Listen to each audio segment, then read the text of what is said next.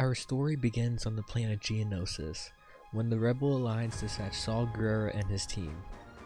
They were searching for the remnants of the Geonosians, as rumors had it that the Empire had wiped them all out. This should have been a simple endeavor: find the survivors and report back to the higher-ups. However, things changed when Saul's team found nothing but abandoned and decapitated architecture. The situation worsened when squad members stopped reporting in or were found dead. Something wasn't right, and Saul intended to find out what. His investigation was either halted or assisted by the arrival of Ghost Squadron, depending on perspective. After intense searching, the groups came across a lone Geonosian, aptly named Click-Clack by Ezra. He had dispatched battle droids to deal with the rebels. However, the droids were dealt with, revealing that Click-Clack was trying to protect a Geonosian queen egg, the future of his species. Saul wanted to interrogate Click-Clack for information, but the Galactic Empire intervened, searching for the rebels. Click-Clack led the group to an underground system of tunnels that used to be a hive. There, they discovered that the Empire had used poisonous gas to kill all the Geonosians. This was the evidence the rebels needed, but Saul saw an opportunity to use the battle droid factory to build an army and fight the Empire, abandoning peace for direct battles. Saul wasn't fond of the Alliance's lack of fight, while the Alliance wasn't fond of Guerrera's militaristic values. Both were right in their own way, but the groups could never find the common ground between both philosophies. This reached a boiling point when the Alliance command sent Ghost Squadron to assist Saul, who didn't need help, and probably to be sure he was doing everything by the books, which Saul hated. He truthfully didn't know why Ghost Squadron was there, but what he was thinking was actually right. The Rebel High Command just didn't trust Saul with valuable missions, and even though they sent him there, it was only to please Saul. They were originally going to send Ghost Squadron anyways. Regardless of what the truth was, it was too risky to have Saul's power be undermined by those of the Alliance. He couldn't have this be anymore. He had to deal with the Alliance and its allies. Before putting his plan in action, Saul needed to deal with Ghost Squadron, as they wouldn't agree with his plans. He convinced Click-Clack to activate the droid foundry, and the Ghost Squadron was overwhelmed by B-1 battle droids. Unable to retreat, they were trapped and defeated. With the Ghost Squadron wiped out and stormtroopers overwhelmed by battle droids, Saul and Click-Clack had their victory assured, for now. But they knew that the powers would soon be back. Saul spared Click-Clack, ensuring the droid's factory's operation. News of Ghost Squadron's loss reached the rebellion, but Saul was presumed dead. They thought he died a hero. That was until a holonet broadcast went across the galaxy. Saul Guerrera and his band rebels declared war on the Empire and on the Rebel Alliance, criticizing the Alliance's hit-and-run tactics and the Empire's use of slaves, which even caught Darth Vader's attention. He knew the Empire used slaves, but he thought only those of POWs or prisoners of war. Saul exposed the Empire's use of slaves to the galaxy, and the extent. The Geonosians of Geonosis, the Wookiees on Kashyyyk, the racist anti-establishment laws against those non-human, even if they supported the Empire, Saul exposed it all. The collective alliance was left speechless.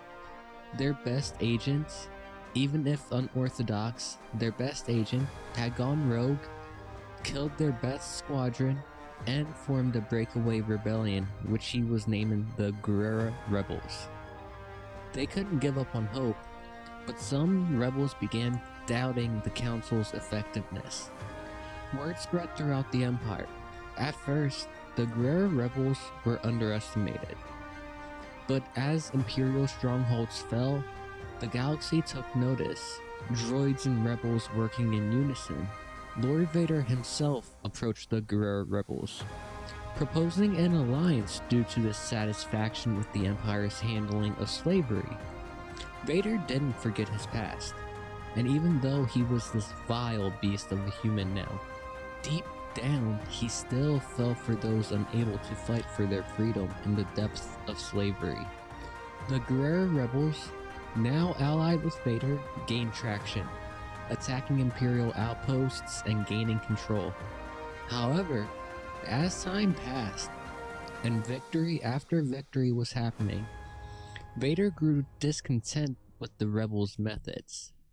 Crime and slavery increased under planets under the Guerrera Rebels, and Vader was not happy, leading Vader to confront Saw Gerrera, who only responded with, "This is a small price to pay for victory."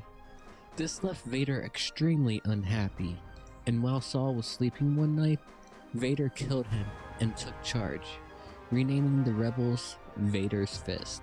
Under Vader's leadership, criminal organizations were eradicated, slaves were freed, and Imperial POWs were integrated into Vader's Fist. With increased support, Vader targeted the Rebel Alliance, making Odderon their final foothold. The Alliance, which recently gained its support from the Mon Calamari people, had a bigger fleet than even Vader expected. But Vader, well, he was a war general in another life. His strategy outskilled even the brightest on the Alliance's side. Vader led the charge, and the Rebel Alliance, with its forces concentrated on Odderon, faced a devastating assault. Soon after, Vader left the fleet admiral in charge as Vader made his way for the ground with a selection of Vader's Fist fighters, which included both Empire and Rebel POWs, former clone troopers, droids, and those who believed in Vader's fight, mostly former slaves. Vader approached the ground, and as soon as he exited the ship, Vader faced his old master. Vader confronted the now old Ben Kenobi, gaining the upper hand. A flurry of blue and red pierced the shadows on the hangar dock. Ringing was heard and the sound reverberated off of every wall, making the fight sound as intense as it was to the bystanders. Vader got Kenobi in the ideal position. However, as he prepared to strike the killing blow, the Death Star arrived. Vader knew what this meant. They all lost. His master found him and found the rebels. There would be no peace and no justice, just a dark, vast existence for all of them through eternity. He knew what this beast of a station was, but the rebels, they had no idea. Vader welcomed his fate, finding a moment of peace. He knew he did wrong, but even in the end he tried to do right, even if it was for the wrong reasons. His main battle was with slavery and the Empire, but he just couldn't make peace with the Alliance, so he figured he'd wipe them out first. But apparently his master figured this out, and now Vader's arrogance blinded him. Vader reignited his lightsaber and apologized to his old master. Kenobi found this odd, but that was until he saw the station build up a green laser and the dim realization hit him. It was over. The darkness prevailed. Kenobi took a second to forgive, put his hand on Vader's shoulder, and smiled a weak smile until the blast hit the surface. Kenobi took one last look at Anakin, and before he could say anything else, everything was gone. Odderon was destroyed, along with prominent rebel leaders like Vader, Bail, Mon Mothma, Leia Organa, Ben Kenobi, and Luke Skywalker, who Ben had just brought along from Tatooine. The entirety of the Skywalker gene was exterminated, with no one powerful enough to stop the might of the Empire. A few Rebel Command made it out, and so did some Vader's Fist members, who would reunify and try to fight the Empire, but to no avail. This galaxy is one devoid of hope and love, and just filled with terror and fear. Meanwhile, Palpatine looked on from the Death Star with an arrogant grin. He had just won the main battle with no losses. He expected Vader to betray him, so Palpatine added a tracker to Vader's suit, and has been watching Vader for some time, waiting for the perfect opportunity to fight. And once his spies came back with Odderon being a battleground between the leaders of the two factions, he bit at the opportunity, and it paid off.